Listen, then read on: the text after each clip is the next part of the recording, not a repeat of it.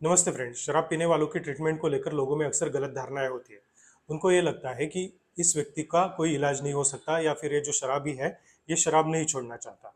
लेकिन आपको ये जानकर हैरानी होगी, जो शराब पीता है वो खुद से चाहता है कि वो शराब छोड़े, लेकिन वो छोड़ नहीं पाता। इसके कई कारण होते हैं, उसमें से 3 मुख्य कारण मैं आपके साथ शेयर करूंगा। सबसे पहला कारण होता है कि नींद ना आना। जब भी व्यक्ति शराब पीता है तो शराब एक रिलैक्सिंग हार्मोन के जैसा होता है, जिसकी वजह से वो व्यक्ति को नींद आती है। लेकिन धीरे धीरे ये शराब की रिक्वायरमेंट बढ़ते जाती है और उनको ठीक से नींद नहीं आती है। अगर वो शराब ना पिए तो उनको तो बिल्कुल भी नींद नहीं आती।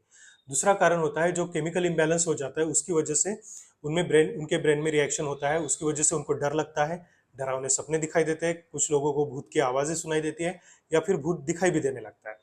उनमें इतना डर बैठ जाता है कि उनको ऐसा लगता है कि अगर मैं शराब ना पीऊँ तो ये भूत मेरे पीछे आ जाएंगे, मेरे को डरावने सपने आएंगे और मैं ठीक नहीं रहूंगा, इसलिए वो शराब कंटिन्यू रखते हैं।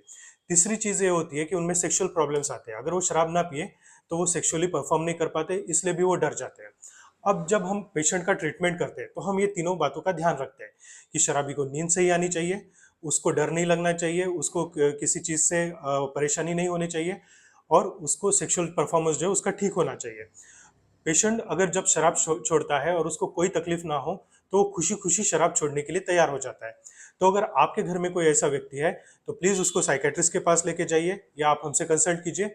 हम ध्यान रखेंगे कि आपके पेशेंट को कोई तकलीफ ना हो और वो आसानी से शराब छोड़ सके। ध्यान रखिए, अगर पेशेंट की तकलीफें दूर हो जाती है तो पेशेंट खुद से शराब छोड़ने के लिए तैयार होता है। इसलिए शायद हमारा सक्सेस रेट ज्यादा है और हम ज्यादा से ज्यादा लोगों को डी कर पा रहे हैं।